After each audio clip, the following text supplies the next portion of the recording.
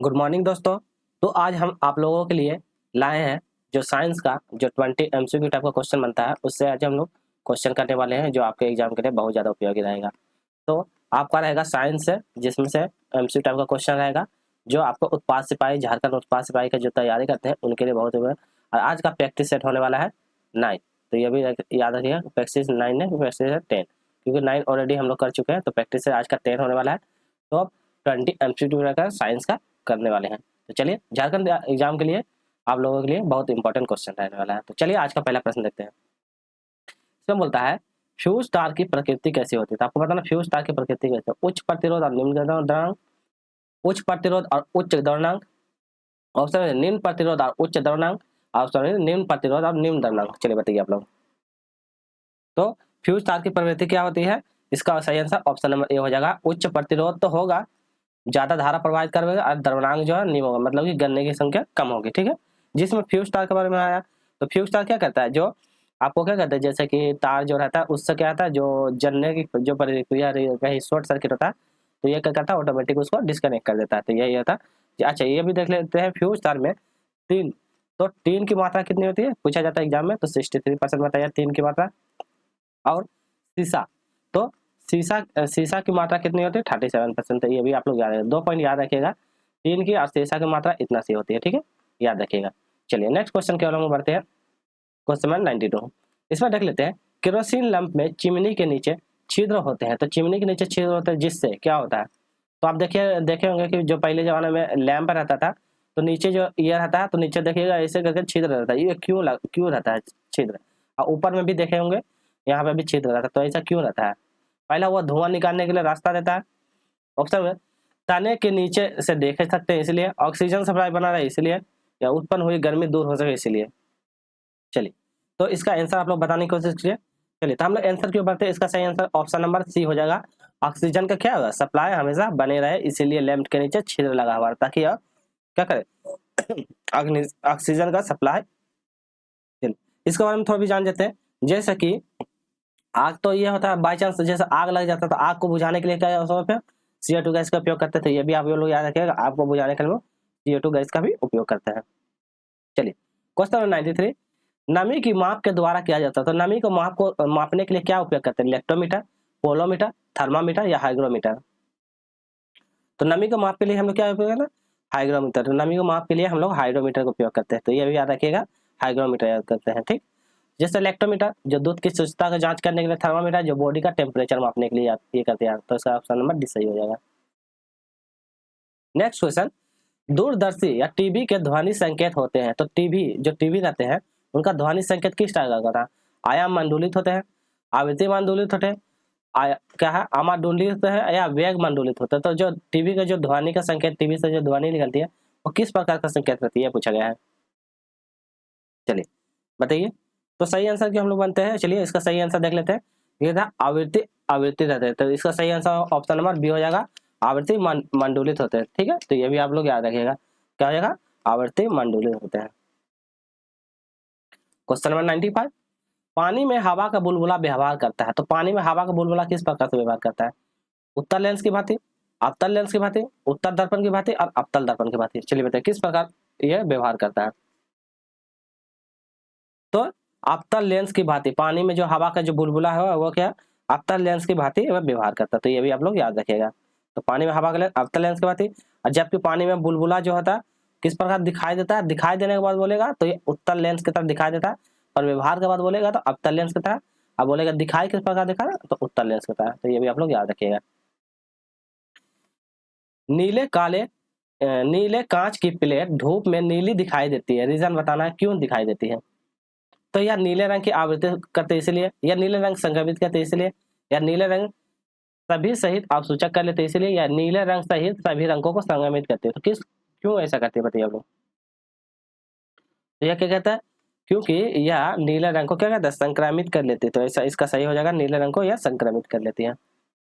Question number 97, तीर को तीर चलाने में प्रयोग की जाने वाली झुकी कमान कौन सी ऊर्जा होती है? तो जैसे तीर चलाते हैं, तो ये मान लेते हैं हम तीर बना रहे हैं, ठीक है, तो यहाँ से ये मान लेते हैं तीर चला रहे हैं, तो तीर चलाने पे ये झुकी वाला जो कमान होता है ये जब इसको खींचिएगा तो ये झुक जाता है। तो इसमें जो कौन सी ऊर्जा रहती है ये पूछा गया, तो इसमें कौन सी ऊर्जा रहती है? गतिज ऊर्जा, स्थितिज ऊर्जा, पेशीय ऊर्जा, उपयुक्त सभी। तो कौन सी ऊर्जा होता है? स्थितिज ऊर्जा। तो ये भी याद रखिएगा, इसमें कौन सी ऊर्जा? स्थितिज ऊर्जा रहती है। स्थितिज ऊर्जा किसको बोलते हैं? जब कोई वस्तु अवस्था क्या होता है, स्थिति के कारण क्या करता है, अपनी क्षमता में क्या करता है, स्थिर रहता है, उसे स्थिति ऊर्जा कहते हैं। ठीक है, और उसको जब पुश करते हैं तो वो कहते हैं गति में आ जाती है, तो उसी प्रकार गति को स्थिति ऊर्जा कहते हैं। 98 देख लेते हैं। निम्नलिखित जोड़े में से कौन सा सही है, मेल करना है। क्या है? हेमेटाइट तांबा का है, बॉक्साइट एल्युमिनियम का है, मोनोटाइट थोरियम है, और पिच ब्लैक यूरेनियम है। अब बताना है इसका मतलब कि सही जोड़ा कौन है। तो किसका अयस्क बना हुआ मिलकर ये पूछा गया है। तो क्या हो जाएगा? हेमेटाइट तांबा का बना हुआ, तो इसका सही आंसर हेमेटाइट तांबा का हो जाएगा। चलिए देख लेते हैं। उसके बाद मोनोजाइट। मोनोजाइट जो है, मोनोजाइट किसका होता है? थोरियम का अयस्क है, तो ये भी ठीक है। तो इसमें क्या होता है? सही में नहीं पूछा है ना, नहीं पूछा है तो इसका तो सही हो जाएगा। बाकी ये थोरियम ठीक है। बॉक्साइट क्या? एल्युमिनियम का बना होता है, ये भी सही। पिच ब्लैक जो यूरेनियम का बना होता है। ठीक है, तो हेमेटाइट यहाँ तांबा दिया है, तो हेमेटाइट का क्या हो जाएगा? लो अयस्क। याद रखिएगा, हेमेटाइट का किसका? लो अयस्क रहेगा। ठीक है, क्वेश्चन नंबर 99। सूर्य के वायुमंडल में कौन सी तत्व अधिक रहती है? तो सूर्य के वायुमंडल कौन सी? Carbon, hydrogen, sulphur, nitrogen.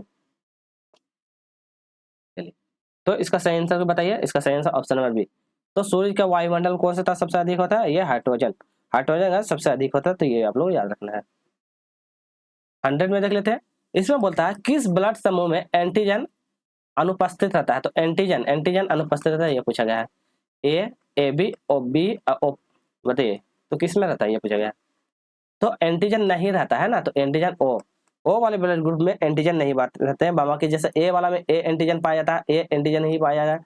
A B वाला में ए और बी दोनों एंटीजन पाया जाता है, अब बी वाला में बी एंटीजन पाया जाता है। तो ये इतना याद रखिएगा, एग्जाम में पूछा जाता है। Question number 101। ब्लीचिंग पाउडर का रासायनिक नाम बताना। Calcium chloride, calcium hydrochloride, calcium hydrochloride और कैल्शियम बाइकार्बोनेट। बताइए इसका सही जवाब। तो ब्लीचिंग पाउडर का क्या हो जाएगा? सही जवाब कैल्शियम हाइड्रोक्लोराइड। तो इसका सही आंसर हो जाएगा ये। ठीक है, और इसका सूत्र बोलेगा, रासायनिक सूत्र क्या था? तो CaOCl2। तो CaOCl2 होता है रासायनिक सूत्र, तो याद रखिएगा आप लोग। Question number 10। जल की कठोरता किसकी उपस्थिति के कारण आ जाती है? तो जल में जो कठोरता किसकी उपस्थिति के कारण आ जाती है? कैल्शियम तथा सोडियम क्लोराइड के साथ, कैल्शियम मैग्नीशियम क्लोराइड कार्बोनेट के साथ, कैल्शियम मैग्नीशियम अक्लोराइड सल्फेट के साथ, कैल्शियम तथा सोडियम कार्बोनेट के साथ। चलिए बताइए तो क्या हो जाएगा इसका सही आंसर?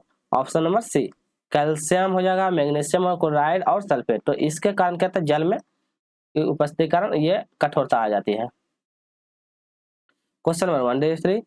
सोडियम एसिटेट को सोडा लाइम के साथ गर्म करने पर गैस उत्पन्न होगी। तो इसको सोडा लाइम के साथ गर्म करने पे कौन सी गैस उत्पन्न होगी पूछा है। Oxygen, methane, carbon dioxide, nitrogen. तो कौन सी गैस उत्पन्न होगी? चलिए बताइए। तो इसका सही आंसर हो जाएगा option number B, methane gas. तो याद रखिएगा, मीथेन गैस उत्पन्न होती है। अगला, उंगली के नाखून में विद्यमान प्रोटीन का नाम। तो उंगली जो है हमारे नाखून में, तो नाखून में कौन सा प्रोटीन वाला उंगली में उसमें जो रहता है, कौन सा प्रोटीन रहता है? एक्सिन, ग्लोबिन, मायोसिन या केराटिन।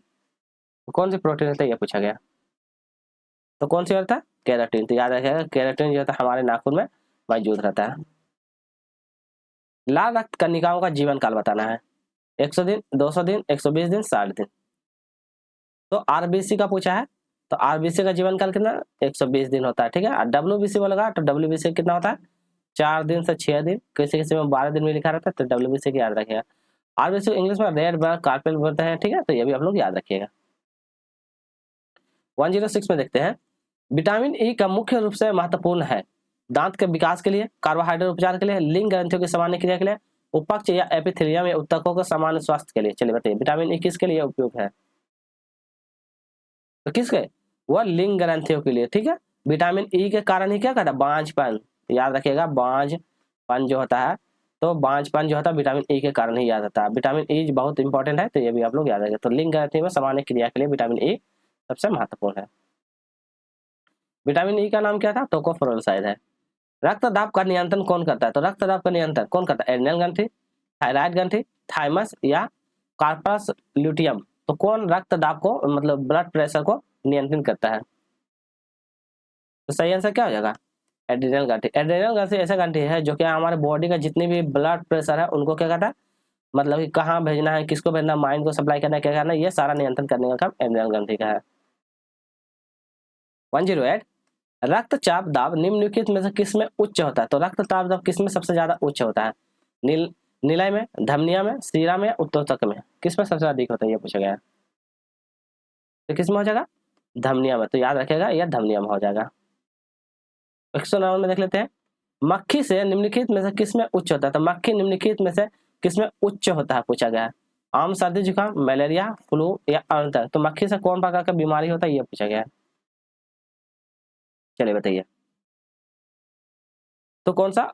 आंत्रजन ज्वार होता है। ये कौन सा था? ऑप्शन नंबर डी, आंत्रजन ज्वार हो जाता है। तो मक्खी से ये भी आप लोग याद रखें, आंत्रजन ज्वार होता है। ठीक है, चलिए थोड़ा सा इसका 107 में थोड़ा और कुछ आपको डिटेल बता देते हैं। जैसे कि रक्तदाब का जब आया है, रक्तदाब में तो इसमें दो प्रकार के जो ब्रीकक हो जाता है, यहाँ पे जैसे ब्रीकक रहता है, तो ब्रीकक के दो प्रकार के, एक बाहरी कार्टेक्स होता है, एक अंदरूनी कार्टेक्स। तो याद रखिएगा, बाहरी कार्टेक्स को कोरेक्स बोलते हैं और दूसरा को मेडुला बोलते हैं। एग्जाम में पूछता है कभी कभी, इसलिए। अब विटामिन ई वाला तो बता ही दिए, तो इसको क्या बोलता है? टोकोफेरॉल। टोकोफेरॉल, टोकोफेरॉल जो विटामिन ई में, और इसको मतलब पूरा करने के लिए क्या क्या चाहिए? सब्जी चाहिए, हरी सब्जी खाना है, दूध खाना है, मक्खन खाना, अंकुरित चना खाना है, तेल, वनस्पति तेल, ये सब यूज करने पे ये वाली बीमारी समाप्त हो जाती है। आज का अंतिम प्रश्न कर लेते हैं, डीएनए की संरचना किसने किया? तो डीएनए की संरचना किसने की बताया? जेबा कमोडा ने, वाटसन और क्रिक ने, एजी खुराना ने, वोल्टेम और टेमिन ने। तो चलिए बताइए इसका सही जवाब। चलिए, तो इसका सही जवाब हो जाएगा वाटसन एंड क्रिक। तो वाटसन एंड क्रिक ने डीएनए का खोज करते हैं 1952 से लेके 53 के बीच में। तो 1952 में द्विकुंडली का संरचना दिया था, क्या द्विकुंडली संरचना दिया था। तो ये भी और चलिए हो गया, तो इतना ही रखते हैं, हम लोग फिर मिलते हैं नेक्स्ट वीडियो में। वीडियो अच्छी लगी होगी तो लाइक कीजिएगा, शेयर कीजिएगा, सब्सक्राइब कीजिएगा।